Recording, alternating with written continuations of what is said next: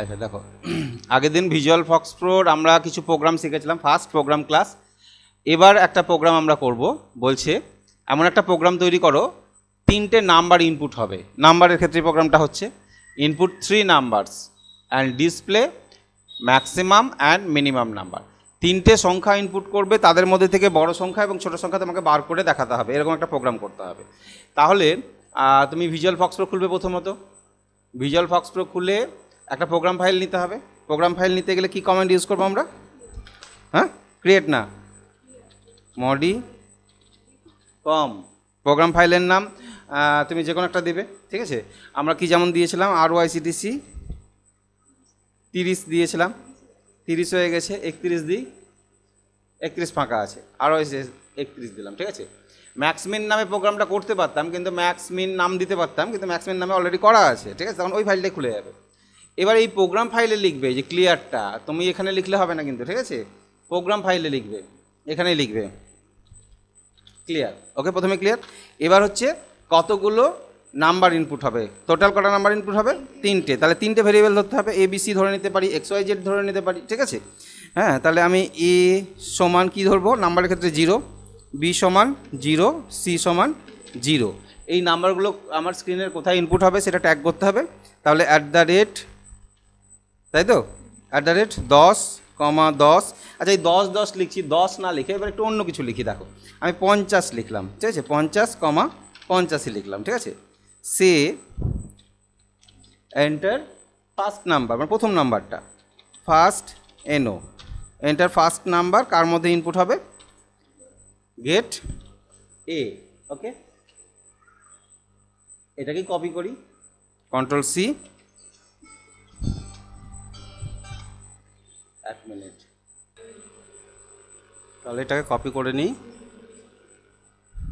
Paste. এখানে 50-এর জায়গায় কোনটা চেঞ্জ করবো? প্রথমেরটা চেঞ্জ হবে না পরেরটা চেঞ্জ হবে? বলো, প্রথমেরটা। এটা রো আর এটা কলম, ঠিক আছে, কলম একই রাখবে, ঠিক আছে।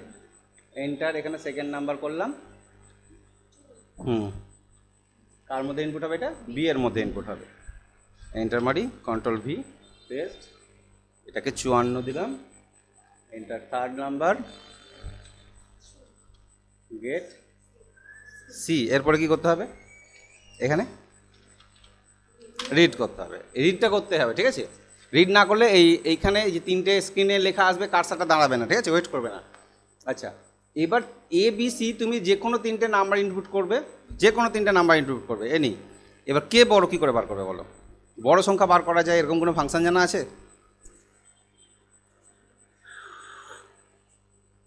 ছোট সংখ্যা ভুলে গেছো কেন? এক্সেলে ম্যাক্স বলে একটা ফাংশন আছে, ম্যাক্স ফাংশনের কাজ হচ্ছে বড় নাম্বার বার করা, হ্যাঁ। মেন ফাংশনের কাজ হচ্ছে ছোট নাম্বার বার করা। তাহলে এই ফাংশন যদি জানা থাকে তাহলে তুমি সহজে করতে পারবে। আর ফাংশন যদি ভুলে যাও তোমাকে লজিক ইউজ করতে হবে। কেমন লজিক? তখন ইফ দিয়ে, এক্সেলে ইফ শিখেছিলাম, ইফ দিয়ে যদি A B এবং C এর থেকে বড় হয় তাহলে ই বড়, যদি B C এবং এর থেকে বড় হয় তাহলে C বড়, না হলে C বড়, B বড় না হলে C বড়, এইভাবে করতে হবে, ঠিক আছে। তো ঠিক এইভাবে করতে হবে যদি তুমি ওটা না জানো। কিন্তু যদি জানি আমি, সাপোজ, তাহলে এবার বড়টা বার করছি, ম্যাক্স। M সমান বললাম ম্যাক্স ফাংশন, কার মধ্যে থেকে ম্যাক্স বার করবে? না তো A, B, C এর মধ্যে থেকে ম্যাক্সটা বার করবে, এবং সেই ম্যাক্সটা কার মধ্যে স্টোর হবে? M এর মধ্যে। ক্লিয়ার? N ধরলাম, N সমান বললাম মিন A, B, C। তাহলে মিন ফাংশনের কাজ হচ্ছে 3টে সংখ্যার মধ্যে থেকে বা 4টে সংখ্যার মধ্যে থেকে ছোট সংখ্যাটা বার করা, সেটা N এর মধ্যে স্টোর করে দেবে। তাহলে ম্যাক্স এবং মিন ফাংশনটা অলরেডি ছিল বলে আমরা খুব সহজে এটা বার করে নিতে পারলাম, ম্যাক্সিমাম এবং মিনিমাম। এবার এই দুটোকে আমাকে ডিসপ্লে করতে হবে। কোথায় ডিসপ্লে করব? না তো 54 হয়েছে, আমি এটাকে কপি করে নিই, আপাতত কপি করে নিই, দিয়ে এখানে Ctrl+V মারলাম, 54 জায়গায় এখানে কত করলাম? 56। সে এখানে বললাম ম্যাক্সিমাম নাম্বার, তো লেখাই আছে ম্যাক্সিমাম নাম্বার ইজ, এই কথাটা লিখলাম। এখানে তো গেট হবে না, এখানে যোগ হবে, ওর পাশে দেখাবো কে? এমকে কী করতে হবে? আমাকে STR লাগাতে হবে। কেন? এটা সংখ্যা, তাই না? সংখ্যা বলে STR লাগাতে হবে। ঠিক এইভাবেই আমি কপি করে নিলাম, দিয়ে এখানে Ctrl+V করে 56 জায়গায় 58 দিলাম এবং এখানে মিনিমাম, ঠিক আছে, MINI, minimum number is STRN। Okay, control W করি, প্রোগ্রাম ফাইলের নাম RYCTC, এখানেই এটাকে কেটে ডু লিখে দিলাম, দিয়ে এন্টার মারি। কোথায় গেল গো?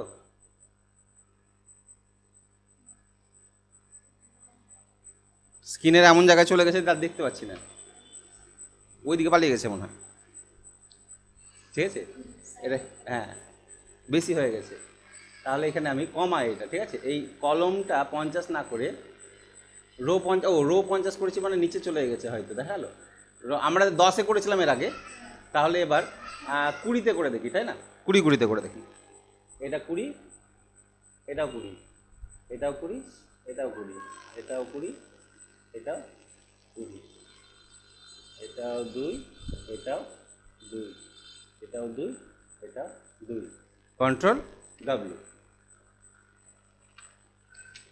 এবার কোথায় এসছে দেখেছো? আগে তো এই সব জায়গায় ছিল, ঠিক আছে, এবার নেমে গেছে। এবার একটু এদিকে থাকলো, এদিকে মানে এই কলমটাকে যদি আরও একটু এদিকে চলে যাও তাহলে আরও এদিকে চলে আসবে, ঠিক আছে। 50 করেছি, 20 মানে এখানে 30, এখানে মোটামুটি 40-50 নিচে চলে আসছে স্ক্রিনের, যে কারণে আর দেখতে পাচ্ছিলাম না, ঠিক আছে। তা এই মাঝামাঝি নিয়ে আসতে পারি আমরা। কি সরাতে হবে মাঝামাঝি আনতে গেলে? ওই দিককার কলমটাকে বাড়াতে হবে, কলম বাড়াতে পারি, ঠিক আছে। ঠিক আছে, আমি এসে দেখছি। তাহলে 3টে সংখ্যা এনি, যে কোনো 3টে সংখ্যা, এদের মধ্যে থেকে বড় সংখ্যা হচ্ছে, ম্যাক্সিমাম নাম্বার হচ্ছে 88 আর মিনিমাম নাম্বার হচ্ছে 54, তাহলে ম্যাক্স মিন বার হয়ে গেল, ঠিক আছে। তাহলে এই প্রোগ্রামটা আমরা মডিফিকেশানে গিয়ে যদি কিছু চেঞ্জেস করবো মনে করি, তাহলে কলমটাকে একটু বাড়িয়ে দেখে নিই। কলম 20 জায়গায় আমি 50, কলম 50-এ রাখলাম, ঠিক আছে, কলমটা 50-এ রাখি। কন্ট্রোল W, ডু, এদিকে চলে গেল, ঠিক আছে। কলম বাড়লে কোনো অসুবিধা নেই, স্ক্রিনের এদিকে। তাহলে যে কোনো সংখ্যা 3টে যদি 3 দিই তাহলে কি হবে? ওইটাই ম্যাক্সিমাম, ওটাই মিনিমাম, ঠিক আছে। আচ্ছা, এরকম জায়গায় করলে সমস্যা যেটা হচ্ছে, স্ক্রিনের মাঝখানে চলে আসছে, এই উইন্ডোটা একটু সরাতে হচ্ছে, তাই না? সে তুমি লোকেশানটা যেভাবে খুশি ট্যাগ করতে পারো, কোনো অসুবিধা নেই। তাহলে এই যে প্রোগ্রামটা আমরা করলাম, এই যে 3টে নাম্বার ইনপুট করলাম, এদের মধ্যে থেকে ম্যাক্স এবং মিন বার করলাম, এইটাকে অন্য লজিকে আমরা ইউজ করতে পারি। কিভাবে আরেকটা লজিক ইউজ করা যায় সেটা দেখিয়ে দিই। ধরে নাও আমি প্রোগ্রাম ফাইলটা মনে হয় করাই আছে, দেখে নিই, ম্যাক্স আন্ডারস্কোর মিন, এই দেখো, এইটা দেখো, 3টে নাম্বার ইনপুট হচ্ছে ABC। তুমি জানো না যে ম্যাক্স ফাংশনটা জানো না, ঠিক আছে, তখন তোমাকে ইফ লাগাতে হবে, ঠিক আছে। ইফের সিনট্যাক্সটা কিন্তু আমরা এখনও শিখিনি, ইফ শিখবো এবার। তাহলে ইফ মানে হচ্ছে যদি A greater than B, A এবং A গ্রেটার দ্যান C, যদি A B এবং C এর থেকে বড় হয়, এটা হচ্ছে তাহলে কে বড়? A বড়। তাহলে ম্যাক্স মানে M সমান A, ঠিক আছে, A বড়। এলস মানে যদি আবার B এর থেকে এবং B C এর থেকে বড় হয় তাহলে B বড়, আর উপরের দুটো যদি না হয় তাহলে অবশ্যই কে বড়? C বড়, ঠিক আছে। এটা ম্যাক্সিমাম বার হয়ে গেল, দুটো ইফ দিয়েছিলাম তাই দুটো এন্ড ইফ দিতে হলো। ঠিক ছোটো বার করতে গেলে লেস দ্যান দিতে হবে সেমভাবে, দিয়ে এই ম্যাক্সিমাম আর মিনিমাম আমাদেরকে এইভাবে বার করতে হবে। তাহলে কত বড় প্রোগ্রাম হয়ে গেল? এত বড়টা লিখতে হলো, কারণ আমি ফাংশনটা জানতাম না। তাহলে এই ফাংশনটা তো অলরেডি করে রেখেছে কোম্পানি যদি করে রাখে তাহলে আমার ইজি হয়ে যাবে। আর যদি ফাংশন না জানা থাকে তোমাকে এইভাবেই করতে হবে, ঠিক আছে, লজিক দিয়ে করতে হবে। তাহলে কন্ট্রোল W করে দিই, এটা এখানেও ডু দিয়ে করা যাবে, কোনো অসুবিধা নেই। আমরা পরের প্রোগ্রামে যাই। পরের program, write a program calculate simple and compound interest. তুমি সিম্পল ইন্টারেস্ট, কম্পাউন্ড ইন্টারেস্ট আমরা এক্সেলেও করেছিলাম। 3টে জিনিস ভ্যালু দিতে হয়, একটা প্রিন্সিপাল, একটা টাইম, একটা রেট অফ ইন্টারেস্ট। তাহলেই সরল সুদ এবং চক্রবৃদ্ধি সুদের এটা দেখিয়ে দেয়। তাহলে এটা করতে গেলে সিম্পল ইন্টারেস্ট, কম্পাউন্ড ইন্টারেস্ট করতে গেলে আমাদেরকে 3টে ভ্যালু ইনপুট করতে হবে। 3টে ভ্যালুর জন্য আমাদের কী নিতে হবে? পি, টি, আর। 3টেই তো সংখ্যা ইনপুট করতে হবে, ঠিক আছে। তাহলে পি সমান কী ধরলাম? 0, টি সমান 0 এবং আর সমান 0। 3টে ভ্যালু কোথায় ইনপুট হবে এবং কি লিখেছি? Input amount, input time, input rate, P, T, R input করে দিলাম। এবার সিম্পল ইন্টারেস্টের ফর্মুলা কি? P into T into R by 100, PTR by 100 হয়ে গেল। এটা সিম্পল এসআই এর মধ্যে বেরিয়ে গেল সিম্পল ইন্টারেস্ট। সিম্পল ইন্টারেস্টে কী হয়? সুদটা দেখায় অনলি, আসলটা দেখায় না। কিন্তু চক্রবৃদ্ধি সুদের ফর্মুলাতে কম্পাউন্ড ইন্টারেস্টের ফর্মুলাতে সুদ আসল একসাথেই দেখায়, সেখান থেকে আসলটাকে বার করে দিলে শুধু সুদটা পড়ে থাকে। তাই আই ধরেছি আমি ইয়েটাকে, কম্পাউন্ড ইন্টারেস্টের জন্য আই ধরেছি, এটাকে করেছি পি ইন্টু 1 + r/100 পাওয়ার, এটা পাওয়ারের সাইন, পাওয়ার টি, এটাই তো ফর্মুলা। এবার পরবর্তীতে কম্পাউন্ড ইন্টারেস্ট হিসাবে আবার একটা ভেরিয়েবল ধরেছি, দিয়ে যে আয়ের মধ্যে যেটা টোটালটা বেরালো সেখান থেকে পিটাকে বাদ দিয়ে দিয়েছি। পি মানে এই যে প্রিন্সিপাল অ্যামাউন্ট যেটাই করবে, তাহলে আমার টোটাল সুদটা থাকবে অনলি। তাহলে আমাকে সিআই আর এসআইকে যদি দেখি তাহলে এখানে টোটালটা পেয়ে যাবো। এবং চক্রবৃদ্ধি সুদে যদি ইয়ে আসে, দশমিকের ঘর আসে, তার জন্য আমরা এটা নিতে পারি। ঠিক আছে, এটা আমরা একবার দেখে নিই, প্রোগ্রামটা করে এখানে দেখি। মডিকম, তাহলে INTEREST, ইন্টারেস্ট, প্রোগ্রাম ফাইলের নাম দিলাম ইন্টারেস্ট। অলরেডি করা আছে, ঠিক আছে, প্রোগ্রাম ফাইলে ইন্টারেস্ট করা আছে এবং ডিজাইন করে করা আছে। কেমন ডিজাইন করে করা আছে, এই ডিজাইনগুলো কিন্তু তোমাদের নেই, ঠিক আছে। এগুলো দেখেন, এখানে নতুন কিছু জিনিস আছে। 3টে ভেরিয়েবল ধরেছি, পি, টি, আর। এবার ভেরিয়েবলগুলো দেখো, শুধু 0 না ধরে 0.00 ধরেছি। এটা কেন ধরেছি, তুমি দশমিকের সংখ্যাও লিখতে পারবা। সাপোজ 4.5 বছরের বা 5 বছরের বা 5.7 মানে 7.5% হারে যদি এরকম চাও, তাহলে দশমিকের ঘর তো লিখতে হবে, তাই না? তার জন্য এটা এইভাবে ধরা যায়। তাই প্রোগ্রাম ফাইল আস্তে আস্তে একটু মডিফিকেশান আসছে, ঠিক আছে। তো এইখানে আমরা 0.00 ধরতে পারি, ওকে।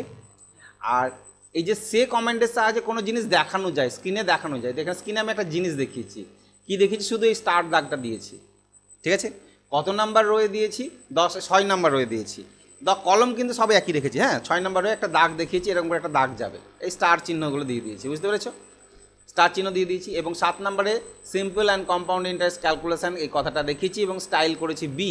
এই যে স্টাইল বি মানে যদি এরকম লেখো তার মানে লেখাটা বোল্ড হবে, একটু মোটা হবে লেখাটা, ঠিক আছে। এবং 8 নম্বরে আবার একটা দাগ দিয়েছি এইভাবে।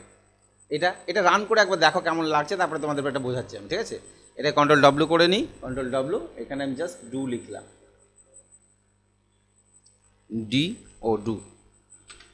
ওকে। দেখো ওপরে একটা এসছে, এই যে দাগটা এসছে, সিম্পল অ্যান্ড কম্পাউন্ড ইন্টারেস্ট, লেখাটা বোল্ড আছে, একটু মোটা, এই যে লেখার থেকে বোল্ড কিনা, তাহলে বি করার জন্য বোল্ড আছে। এবার ইনপুট অ্যামাউন্ট, এই যে 0.00 এসছে, ঠিক আছে। টাইম, রেট অফ পার্সেন্টেজ, ঠিক আছে। তুমি দশমিকে দিতেও পারো, না দিতেও পারো, প্রয়োজন হলে দিবে, না হলে দিবে না। তাহলে তুমি করলে যে আমি 50,000 টাকার 7.5% হারে 5 বছরের সরল সুদ কত এবং চক্রবৃদ্ধি সুদ কত। সিম্পল ইন্টারেস্ট, এখানে আবার এই যে এরকম দাগ দিয়ে দিয়েছি, এখানেও নিচে এই দাগটা দিয়ে দিয়েছি। সিম্পল ইন্টারেস্ট হচ্ছে এইটা 18,750 টাকা এবং কম্পাউন্ড ইন্টারেস্ট হচ্ছে 22,092 টাকা, ঠিক আছে, ওকে। তাহলে এই সরল সুদ আর চক্রবৃদ্ধি সুদ এইভাবে, এখানে দশমিকের ঘর দেখাচ্ছে না, কারণ এখানে দশমিকের ঘর নিইনি, তাহলে এখানে দশমিকের ঘরটা আমাকে দিয়ে দিতে হবে। তাহলে দশমিকের ঘর দিতে গেলে আমাকে এখানে তো দেওয়া আছে, তার মানে হয়নি, হয়তো দশমিকে আসেনি, তাই আমাকে দেখাচ্ছে না, ঠিক আছে। এটা দশমিকের ঘরে না, এই জায়গাটা বাড়াতে হবে, এই জায়গাটা বাড়াতে হবে। 6টার বেশি পার হয়েছে তাই হয়তো দেখায়নি, ঠিক আছে, সংখ্যা, দশমিকের ঘরটা। তাই এখানে 6-এর জায়গায় 8 করে দেবে, এটা বাড়িয়ে দেবে, ঠিক আছে, ওকে। আচ্ছা, তাহলে ফর্মুলা সেই একই, সেমভাবে করেছি আমরা। PTR/100, P × 1 + R/100 পাওয়ার টি, ঠিক আছে। 3টে ধরেছি সেম, শুধু এখানে নতুন আমরা কিছু একটা ডিজাইন এনেছি। সেই ডিজাইনটা কি, যে এই আগে কিছুটা আমরা এইটার সাহায্যে ওপরে একটা স্টাইল নিতে পেরেছি, তারপরে এই নিচে রেজাল্ট হওয়ার আগে একটা দিয়ে দিয়েছি এরকম চিহ্ন দিয়ে এই স্টাইলটা করেছি, তারপরে এইটা করেছি। এখানে যদি এই চিহ্ন জায়গায় তুমি যদি এর জায়গায় অন্য কিছু দাও তাহলে সেটাও দিতে পারো তুমি। এই দাগ টাগগুলো কী করে দিবে, এই দাগ, এটা তো সমান চিহ্ন দেওয়া আছে, সমান চিহ্নের জায়গায় তুমি আমরা স্টার দিয়েছিলাম, যদি মনে হয় যে এই চিহ্নটা দিয়ে দেবো, এটা কেমন হলো, এটা ভালো লাগছে না, শিফট টিপে দিই,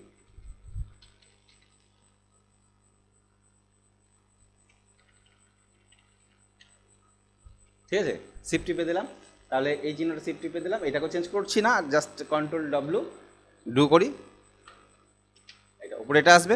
তাহলে 1,000 টাকার 5% হারে 5 বছরের সরল সুদ, এবার দশমিকের ঘর এসছে, ওই সংখ্যাটা বেড়ে গিয়েছিল বলে দশমিকটা দেখাচ্ছিল না, ঠিক আছে।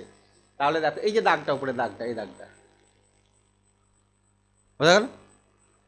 তাহলে এইভাবে আমরা এগুলোকে ইউজ করতে পারি, মানে এই একটা ডিজাইন নিয়ে আসতে পারি, ঠিক আছে। ডিজাইন কিছুই না, এই যে সে কমেন্টের সাহায্যে এরকম যেমন লেখা দেখাতে পাচ্ছি, তাহলে কোনো চিহ্নকেও দেখাতে পারবো আমরা। সেই চিহ্নগুলো কত বড় হবে কটা হবে সেটা আমরা এখানে দিয়ে দিয়েছি। এই চিহ্নটা যেমন আরেকটু বড় করলে ভালো হতো, তাই না, তাহলে আরেকটু বড় করে দিতে পারি আমরা ওইখানে। সেগুলো আমরা ডিজাইন যখন করবো, ডিজাইনটা তো আর প্রোগ্রামিংয়ের ফ্যাক্টর নয়, ফ্যাক্টর হচ্ছে আমার এই আউটপুট রেজাল্ট এবং ক্যালকুলেশন, মেন জায়গা হচ্ছে এইটা, বুঝা গেল। এইটা যদি ঠিকঠাক করতে পারি তাহলে ডিজাইন পরবর্তীতে বসে বসে আমরা নিজের মতন করে সাজাতে পারি, ঠিক আছে। ডিজাইন পরে করা যাবে। আমার যদি ঠিকঠাক রেজাল্টই না আসে, সাজিয়ে গুজিয়ে লাভ কী হবে, তাই না, রেজাল্টই এলো না, সেজে গুজে লাভ নেই। ওকে, তাহলে সিম্পল ইন্টারেস্ট, কম্পাউন্ড ইন্টারেস্টের এইরকম ডিজাইন আমরা করতে পারি, সেটা করবো পরবর্তীতে। পরের প্রোগ্রামে চলে আসি, কী আছে দেখি আমরা। আচ্ছা, এইটা বলো, বলছে write a program, input any number and check the number is even or odd. Even মানে জোড়, অড মানে বিজোড়। কোনো একটা সংখ্যা সেটা তোমাকে চেক করে দেখাতে হবে জোড় না বিজোড়। কী করে চেক করবে, মানে কম্পিউটার কী করে চেক করবে জোড় না বিজোড়? তুমি কী করে চেক করবে? কোনো একটা সংখ্যা বললে, আমি বললাম 51, জোড় না বিজোড়? কী করে বিজোড় বললে? বিজোড় কী করে হয়? বিজোড় সংখ্যা কোনটা হয়? 2 দিয়ে ভাগ করা, যেটা যায় সেটা জোড়, আর যেটা যায় না সেটা বিজোড়। আচ্ছা, তাহলে কম্পিউটারকে দিয়ে চেক করাতে হবে, এটা আমরা জানি, মানুষ জানে, কম্পিউটার তো জানে না। কম্পিউটারকে বলতে হবে তুমি সংখ্যাটাকে 2 দিয়ে ভাগ করো, যদি মিলে যায় মানে কি ভাগশেষ 0 হয় তাহলে জোড়, আর না মিললে বিজোড়। ভাগশেষ যদি 0 না হয়, 2 দিয়ে ভাগ করবো আমি কোনো সংখ্যাটাকে, যদি ভাগশেষটা 0 হয় তাহলে সেটা জোড়, আর ভাগশেষ যদি 0 না হয় তাহলে সেটা বিজোড়। এইভাবে ওকে চেক করাতে হবে। তাহলে যদির ব্যাপারটা আসছে, যদি, তাহলে ইফের ব্যবহার শিখতে হবে আমাদেরকে। তাহলে এক্সেলে যেমন ইফ ব্যবহার করেছিলাম, এক্সেলের নিয়মটা কী ছিল? ইফ প্রথম বন্ধনী কন্ডিশান, তারপরে কমা দিয়ে ট্রু ভ্যালু কমা ফলস ভ্যালু, এইভাবে লিখতে হয়েছিল। এখানে দেখো ইফ কীভাবে ইউজ করতে হয়। এখানে ইফ ইউজ করতে হয়, ইফ কন্ডিশান দিতে হয়, মানে শর্তটা দিতে হয়, দিয়ে কমা টমা নয়, দেন যদি এটা হয় তখন নিচে লিখতে হয় ট্রু রেজাল্টটা, বা স্টেটমেন্ট যেটা বলি আমরা সেটা নিচে লিখতে হয়। ওখানে কমা দিয়ে পাশে লিখে দিতে হতো, ওখানে দেনের জায়গায় কমা ইউজ করতাম, দিয়ে সেকেন্ড যে কমাটা পরে ফলস ভ্যালু লেখার জন্য আবার কমা দিতাম, সেটা আমরা কমা না দিয়ে কী লিখবো, এলস দিয়ে ফলস ভ্যালুটা দিব। ফলস ভ্যালু মানে কন্ডিশন মানলে এটা দেখাবে, কন্ডিশন না মানলে এই নিচেরটা দেখাবে। দুটো রেজাল্টই দিতে হবে তোমাকে, ঠিক আছে। ট্রু দিতে হবে, ফলস দিতে হবে। তোমার কন্ডিশন যদি মানে তাহলে উপরেরটা দেখাবে, আর কন্ডিশন যদি না মানে তাহলে পরেরটা দেখাবে। আর ইফের আগে কোনো ব্যাকেট ট্যাকেট দিইনি, ইফ লিখেছি জটা, শেষ করতে গেলে আমাকে কি দিতে হবে, এন্ড ইফ কথাটা লিখতে হবে। এই হচ্ছে নিয়ম। এখন থেকে পরবর্তী যত প্রোগ্রামিং করবে এই সিনট্যাক্সটাই আসবে মোটামুটি, ঠিক আছে, এই সিনট্যাক্সটাই আসবে। এক্সেলের ক্ষেত্রে একটু আলাদা, ইফ ব্যাকেট দিতে হয়, কন্ডিশন দিতে হয়, কমা ট্রু ভ্যালু কমা ফলস ভ্যালু দিয়ে যতগুলো ব্যাকেট ততগুলো ব্যাকেট ক্লোজ, তাই না। এখানে কিন্তু এইভাবে পরপর চলে আসবে ইফ। তাহলে এইখানে বলো অড ইভেন বার করতে গেলে আমি প্রথমে কি করব, ভাগশেষ দেখা যায় এরকম কোনো ফাংশন আছে, ভাগশেষ দেখায় এক্সেলের অনেক ফাংশন এখানে ইউজ হয়। মড বলে একটা ফাংশনের নাম বলেছিলাম, এমওডি মড, কি হয়, ভাগশেষ দেখায়, কিন্তু ভাগশেষই দেখায় মডে, ঠিক আছে, ভাগফল নয়, ভাগশেষ দেখায়। ভাগফল দিয়ে হবে না, ভাগশেষ দিয়ে করতে হবে। তাহলে এই প্রোগ্রামটা করতে গেলে প্রথমেই আমাকে ক্লিয়ার করে দেবো, একটা ক্লিয়ার লিখে দেবো, তারপরে ইনপুট এনি নাম্বার, একটাই নাম্বার ইনপুট হবে, যে কোনো একটা নাম্বার ইনপুট হবে এবং সেটা এর মধ্যে ইনপুট হবে, গেট এ করে দিলাম, রিড করলাম। এবার দেখো ইফ শর্ত দিলাম, কন্ডিশান হচ্ছে এইটা, মড এ কমা 2, অর্থাৎ এর মধ্যে তুমি যে সংখ্যাটা দিবে তাকে 2 দিয়ে ভাগ করে, মড ফাংশনের কাজ কি, ভাগশেষ, অর্থাৎ এর ভাগশেষ যদি 0 হয়, এই যে এইটাই আমার কন্ডিশান, ইফ ভাগশেষ এ কমা 2, তাহলেই সংখ্যাটা কী হবে, দ্য নাম্বার ইজ ইভেন, এই মেসেজটা দেখাবে। আর কথায় দেখাবে 12,10, মানে 12 নম্বর রো 10 নম্বর কলমেই দেখাবে, এই মেসেজটা দেখাবে দ্য নাম্বার ইজ ইভেন, এবং স্টাইলটা বি মানে বোল্ড হবে, মোটা হবে একটু, ঠিক আছে। আর যদি না হয়, ভাগশেষ যদি 0 না হয় তাহলে কি দেখাবে, এইটা দ্য নাম্বার ইজ অড দেখাবে।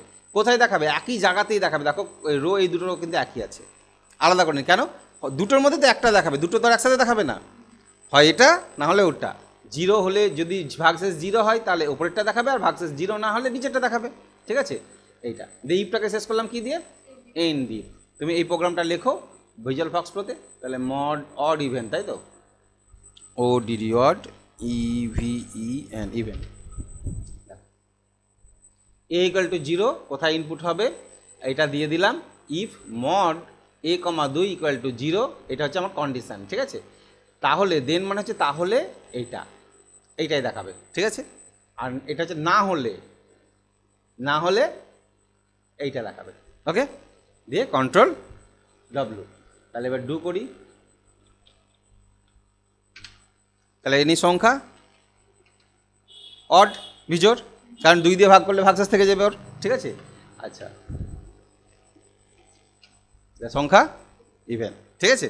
এবং এই লেখাটা বোল্ড আকারে দেখাচ্ছে একটু, ঠিক আছে এইটা।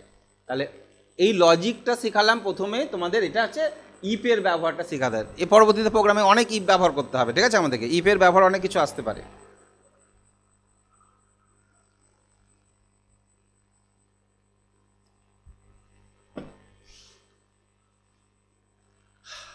লুপটা আমি ভেবেছিলাম লুপে অনেক স্টুডেন্ট থাকলে ভালো হবে, ঠিক আছে। আচ্ছা, লুপ আজকে করাবো না, লুপ করাবো বুধবার আমি, ঠিক আছে। লুপটা বুধবার করাবো, কারণ না লুপটা শিখতে গেলে তোমাদের খাতা কলম নিয়ে অনেক কিছু করতে হবে, খাতা নিয়ে মানে কাজ দিব আমি, ঠিক আছে। লুপের ব্যবহারটা, এই লুপের ব্যবহারটা 2 ধরনের লুপ ব্যবহার হয়। তাহলে কি প্রোগ্রাম করি আজকে আমি? আচ্ছা দেখো, এবার যে প্রোগ্রামটা করব, write a program, input your name and display the name in upper, proper and lower case. Upper, proper, lower মানে বুঝতে পেরেছো তো? MS ওয়ার্ডে যখন আমরা কোনো একটা নাম লিখেছো তুমি, সেই নামটাকে আমরা হোম ট্যাবের মধ্যে থেকে চেঞ্জ কেসে গিয়ে চেঞ্জ করতে পারি। দেখো সেন্টেন্স কেস আছে, লোয়ার কেস, আপার কেস, বড় হাতের হয়ে যায়, ছোটো হাতের হয়ে যায় ক্লিক করলে।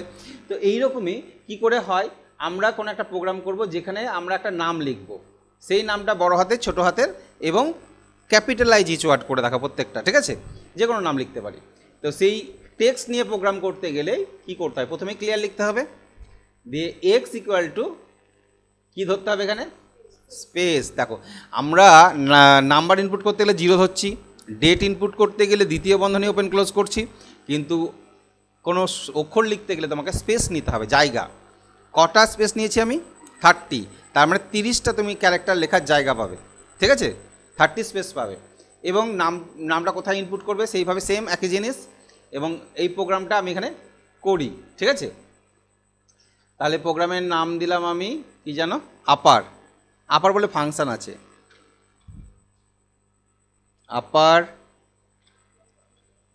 অনেক বড় নাম দিয়ে লাভ নাই, ঠিক আছে। Name,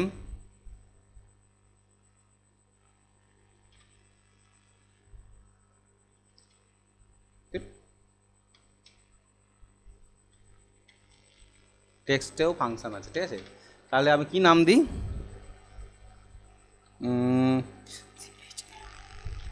change case. প্রোগ্রাম ফাইলের নাম দিলাম চেঞ্জ কেস। ও বাবা, করাই আছে, ঠিক আছে। ঠিক দেখো, clear. X equal to space 30 মানে 30টা অক্ষর লিখতে পারবে, 30টা স্পেস আছে। আচ্ছা, 10,10, enter your name, get X, এখানে নাম লেখা জায়গা থাকবে। এবার এই যে আপার বলে ফাংশান এক্সেলে মনে আছে বড় হাতে কনভার্ট করে, লোয়ার ফাংশান ছোটো হাতে কনভার্ট করে, আর proper function capitalise each word করে দেয়, ঠিক আছে। ফাংশানেই হয়ে যায় অটোমেটিক্যালি। তাহলে ইউ সমান এক্সের মধ্যে যে নামটা লিখবে তাকে বড় হাতের করে দেবে, আর এল করবে ছোটো হাতে সব স্টোর করবে, আর এটা কি করবে, ক্যাপিটালাইজ করে স্টোর করবে, ঠিক আছে। তাহলে এদিকে দেখতে হবে। তাহলে 10, এই যে 12, 14, 16তে আমরা দেখছি your name in upper, your name in lower, your name in proper. U এর মধ্যে আপার আছে, এটাতে লোয়ার আছে, এটাতে প্রপার আছে। এখানে প্লাস প্লাস দিয়ে বসিয়ে দিয়েছি, কেন এইটা একটা অক্ষর এবং ইউ এর মধ্যেও অক্ষর আছে, ক্যারেক্টার আছে, তাই আমাকে এসটিআর ফেস্টিআর লাগানোর দরকার নেই, ঠিক আছে। সংখ্যা হলে এসটিআর লাগাতে হতো। এবার এটা আমরা রান করে দেখি, কন্ট্রোল W করলাম, এটাকে রান করে দেখি, ডু। এই যে এবার এখানে তুমি নাম লিখতে পারবে, ঠিক আছে। তাহলে এখানে আমি কোনো নাম লিখলাম, নাম হচ্ছে AMIT অমিত, KUMAR কুমার দাস, ঠিক আছে। এই নামটা এবার এন্টার মারি, এই অমিত কুমার দাস, দেখো অমিত কুমার দাস বড় হাতে দেখিয়েছে। আচ্ছা, এটা সব কি করে দিয়েছে, ছোট হাতের। আর এটা কি করেছে, ক্যাপিটালাইজ ইচ ওয়ার্ড। প্রথম অক্ষরটা দেখো এ বড়, এটা কে বড়, এটা ডি বড়, ঠিক আছে। এটা হচ্ছে ক্যাপিটালাইজ ইচ ওয়ার্ড। এইটা চেঞ্জ কেস ফাংশনের সাহায্যে আমরা করতে পারি। যে কোনো নাম লিখবে সেটাই তোমার এখানে এভাবে দেখাবে, ওকে। তাহলে এই প্রোগ্রামটা বুঝতে পারলে তো? আমরা টেক্সট নিয়ে এবার প্রোগ্রাম করলাম। টেক্সটের প্রোগ্রামে আমরা দেখতে পাচ্ছি যে টেক্সটে আমরা কোনো অক্ষর লিখতে গেলে আমাদেরকে স্পেস নিতে হবে। Space x equal to space 30 40 যা খুশি নিতে পারো, যত বড় নিবে ততটা লিখতে পারবে, জায়গা পাবে, ঠিক আছে। 30-এর বেশি জায়গা পাবে না এখানে লেখার। এই যে লেখার এখানে যে জায়গা পাচ্ছ, এখানে 30টা অক্ষর লিখতে পারবে ম্যাক্সিমাম। 30-এর জায়গায় যদি 50 করে দাও তাহলে কতটা পারবে? 50টা অক্ষর লিখতে পারবে, ঠিক আছে। এইটা তাহলে তাকে বড় হাতের ছোটো হাতের এইভাবে কনভার্ট করে দিলাম। তাহলে এই প্রোগ্রামটা হলো আমাদের আপার, প্রপার, লোয়ার। ওকে, মাঝখান থেকে করছি, তোমরা কিন্তু নেক্সট ক্লাসে বলবে যে কোনটা প্রোগ্রামটা হয়েছিল আর কোনটা হয়নি, ঠিক আছে। কেননা এই প্রোগ্রামগুলোতে পরপর লেখা ছিল। আমি আজ জাস্ট লুপের ব্যবহারটা করব না বলে, কারণ লুপটা সবারই শেখার দরকার আছে, ঠিক আছে। আচ্ছা, write a program input name, তাহলে নাম লেখার জন্য স্পেস নিতে হবে আমাদেরকে। রোল লেখার জন্য কী নিতে হবে? নাম্বার নিতে হবে। বেঙ্গলি, ইংলিশ, হিস্ট্রি, ম্যাথ, আরও যদি সাবজেক্ট নাও আরও সাবজেক্ট নিয়ে নাও, জিওগ্রাফি যা আছে তুমি ততগুলো ভেরিয়েবল ধরে নাও। এবার কোনটা কী ধরনের ভ্যালু স্টোর করবে সেইগুলো, তার জন্য আমাকে সেই ধরনের ডেটা টাইপটা উল্লেখ করতে হবে। যেহেতু ক্যারেক্টার তাই স্পেস নিচ্ছি, নাম্বার তাই 0 ধরছি, ঠিক আছে। ডেটা টাইপ কিন্তু এগুলো। আর যদি তুমি ডেট অফ বার্থ নিতে চাও তখন ডেটা টাইপটা নেবে, ঠিক আছে। ওই ডেটের জন্য যা করতে হয় সেটা নেবে। এবার কে কোথায় ইনপুট হবে দেখো, ইনপুটের লোকেশানটা বলে দাও।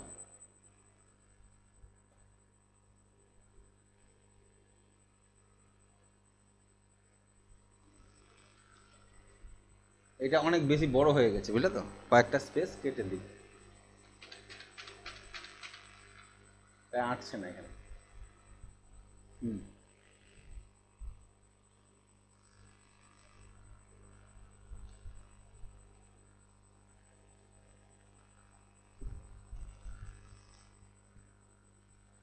এখানে নতুন জিনিস একটা শেখার আছে, ঠিক আছে।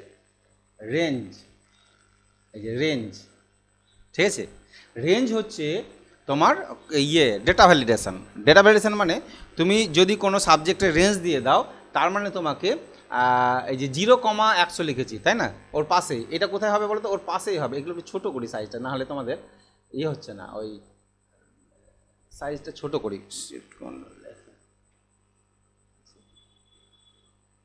হ্যাঁ, এখানে কটা কেটে দিই। এবার আসো, এই যে এখানে দেখো, এই যে ইনপুট, এই দুটো তো বুঝতে পারলে। গেট এন, এখানে তুমি নাম লিখবে, এখানে রোল লিখবে, তারপর একটা দাগ চলে আসবে, দাগ দিয়ে দিলাম। 13 নম্বরে দাগ দিয়ে দিলাম। 14 নম্বরে বাংলার মার্কস, ঠিক আছে। 14 নম্বরে কী করলাম? বাংলার মার্কস ইনপুট করলাম, ঠিক আছে। গেট বি পর্যন্ত লিখলেই তো হয়ে যায়, কিন্তু পাশে আমরা কি দিয়েছি? রেঞ্জ দিয়েছি। এই রেঞ্জ মানে হচ্ছে 0,100 মানে হচ্ছে তোমার এখানে মিনিমাম 0 দিতে পারো, ম্যাক্সিমাম কত দিতে পারবা? 100, এর বাইরে নাম্বার দিতে গেলে নেবে না, ঠিক আছে। ওকে, তাহলে প্রত্যেকটা যেহেতু মার্কস এন্ট্রি হবে আমরা রেঞ্জ উল্লেখ করে দিতে পারি। তাহলে মার্কস যতগুলো সাবজেক্ট তুমি দিয়ে দাও, বেঙ্গলি, ইংলিশ, হিস্ট্রি, ম্যাথ, যত সাবজেক্ট আছে দিয়ে দাও, তুমি যটা সাবজেক্ট নিবা। দিয়ে এটাকে আমি লাস্টে একটা দাগ দিয়ে দিলাম, কারণ এর মধ্যে এই সাবজেক্টের মার্কসগুলো এন্ট্রি হলো। এবার আমি কি করলাম? রিড করলাম। তাহলে টোটাল বার করতে হবে তো আমাকে। তাহলে টি সমান ধরলাম টোটাল। তাহলে টোটাল মানে কি? বেঙ্গলি বি, এই যে B plus E plus H plus M, তোমার যদি আরও সাবজেক্ট থাকে সেগুলোকে টোটালে বেরিয়ে গেল। তাহলে টি এর মধ্যে টোটালটা পেয়ে যাবো আমি। এবার পার্সেন্টেজ বার করতে গেলে পি ধরলাম। পি কী করলাম? এই যে টিতে যা বার হলো তাকে যতগুলো সাবজেক্ট তত দিয়ে ভাগ করলাম, পার্সেন্টেজটাও বেরিয়ে গেলো ইজিলি। তাহলে টি আর পি আমরা পেয়ে গেলাম, টোটাল এবং পার্সেন্টেজ পেয়ে গেলাম। পার্সেন্টেজ যেমন পেয়ে গেছো, এবার পার্সেন্টেজ পেয়ে যাওয়া মানে তোমাকে গ্রেড বার করতে হবে। যদি পার্সেন্টেজ এত হয় তাহলে এই গ্রেড। এবার যতগুলো গ্রেড উল্লেখ করবে তার জন্য তোমাকে লজিক লাগাতে হবে। পি মানে পার্সেন্টেজ, তাহলে এই লজিকে if percentage greater than 90 and percentage less than equal to 100, then G সমান কী হবে? জি মানে গ্রেড। সাপোজ জি সমান কি বললাম? Double A. যদি পার্সেন্টেজটা 90 থেকে 100-এর মধ্যে হয় তাহলে জি এর মধ্যে ডাবল এ বলে ভেরিয়েবলটা স্টোর হবে, এই ভ্যালুটা স্টোর হবে। ওকে, জি ভেরিয়েবলের মধ্যে। এলস, আবার ইফ দাও। এখানে এলস ইফ যদি পাশাপাশি করতাম, এলস ইফটা ভিজুয়াল ফক্স প্রতি ইউজ হয় না মনে হয়, কিন্তু অন্য জায়গায় কী বলতো? এলস ইপি ইউজ হয়। লাস্ট এলস ইফ যদি করি না তাহলে লাস্টে একটা এন্ড ইফ দিলেই হয়। আর যদি এলস দিয়ে আবার ইফ শুরু করো তাহলে যতগুলো ইফ ততগুলো এন্ড ইফ দিতে হবে। হ্যাঁ, তাহলে আবার একটা শর্ত দিলাম, পার্সেন্টেজ 80 থেকে 90 হলে এ প্লাস, আবার একটা দিলাম 70 থেকে 80 হলে এ, আবার এলস দিয়ে করবে। 60 থেকে 70 হলে বি প্লাস, এইভাবে যতগুলো গ্রেড আছে পরপর দিয়ে দিলাম। সব লাস্টে গিয়ে এই 40 থেকে 50-এর মধ্যে সি প্লাস, 30 থেকে 40-এর মধ্যে সি, আর 25 থেকে 30-এর মধ্যে ডি, আর না হলে আর কোনো দিনই জি সমান ফেল, অর্থাৎ অতগুলোর মধ্যেও যদি না থাকে তাহলে ফেল। এবার কটা ইফ লাগিয়েছিলাম বলো, ইফগুলো এবার গুনতে হবে, ঠিক আছে? যতগুলো ইফ ততগুলো কী করতে হবে আমাকে, এনডিপ এনডিপ এনডিপ এনডিপ এনডিপ করতে হবে। হয়ে গেল। তাহলে আমার এই ক্যালকুলেশন পার্ট, এত বড়টা হচ্ছে ক্যালকুলেশন পার্ট। কী কী ক্যালকুলেশন করলো এখানে আমার, এখানে যত বড় ক্যালকুলেশন পার্ট দেখলাম, এখানে যে ক্যালকুলেশনটা করলো টোটাল বার করলো, পার্সেন্টেজ এবং গ্রেডটা বার করলো। গ্রেডের জন্যই বড় লাগলো আমাকে জায়গাটা, ঠিক আছে, আর কিছু না। তাহলে ক্যালকুলেশন পার্টটা হয়ে গেল। এবার আউটপুট দেখবো কোথায়, তাহলে টোটাল আছে টি এর মধ্যে, পার্সেন্টেজ আছে পি এর মধ্যে, আর গ্রেড আছে জি এর মধ্যে। তাহলে লোকেশনটা বলে দিলাম 22-এ। এখানে টোটাল হচ্ছে এসটিআর টি, পার্সেন্টেজ হচ্ছে এসটিআর পি এবং গ্রেড হচ্ছে অনলি জি। এখানে এসটিআর লাগাতে হবে না, কারণ গ্রেডে অক্ষর আছে, ঠিক আছে, গ্রেডের মধ্যে অক্ষর আছে। তাহলে এইভাবে আমরা এটাকে ডিসপ্লে করতে পারি। তা প্রোগ্রাম ফাইলটা আমি একবার দেখে নিই আছে কি না। এটার নাম দিলাম মার্কস, MARKS, মার্কস করা আছে, ঠিক আছে। তাহলে এইভাবে করেছি, স্পেস ধরেছি, বাংলা ইংরেজি ইতিহাস এগুলো ধরে নিয়েছি। তুমি যদি আরও সাবজেক্ট বাড়াতে চাও এখানে বাড়িয়ে নাও, কোনো অসুবিধা নেই, আমি এখনও বাড়াতে পারি, কিন্তু এইগুলো আবার চেঞ্জ করতে হবে, রো কলমগুলো, ঠিক আছে। এটা বাড়াতে পারবে 16, 17, 16, 18, 20, 21 এটা দিয়েছি। ঠিক এইভাবে গ্রেড পরপর যেমন আছে লিখে দিয়েছি, সেম জিনিস ওটাই কপি আছে, ঠিক আছে। এবার এটাকে কন্ট্রোল W করে ডু করি, ডু, ওকে। তাহলে ইনপুট ইওর নেম, এখানে নাম দিয়ে দিলাম, ঠিক আছে।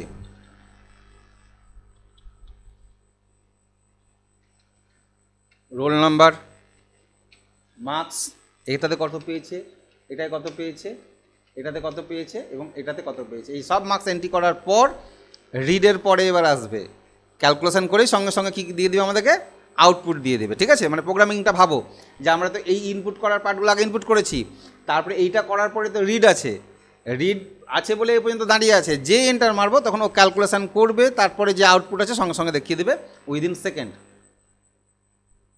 ক্যালকুলেশন করলো সঙ্গে সঙ্গে টোটাল, পার্সেন্টেজ, গ্রেড দেখিয়ে দিল। তাহলে কম্পিউটার কত স্পিডে ক্যালকুলেশন করতে পারে, ঠিক আছে।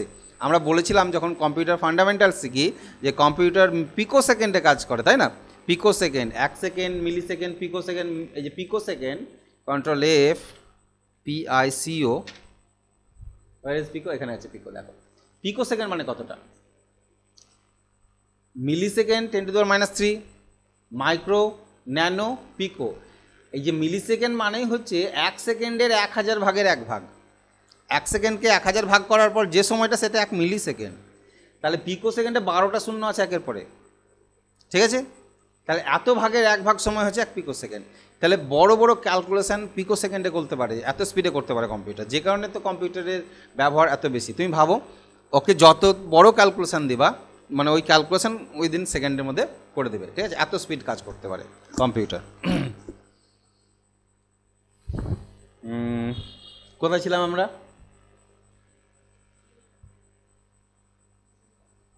এখানে, ঠিক আছে। তাহলে টোটাল, পার্সেন্টেজ, গ্রেড বার করার আমরা এটা পেয়ে গেলাম, ঠিক আছে। কটা প্রোগ্রাম হলো আজকে? 4টে।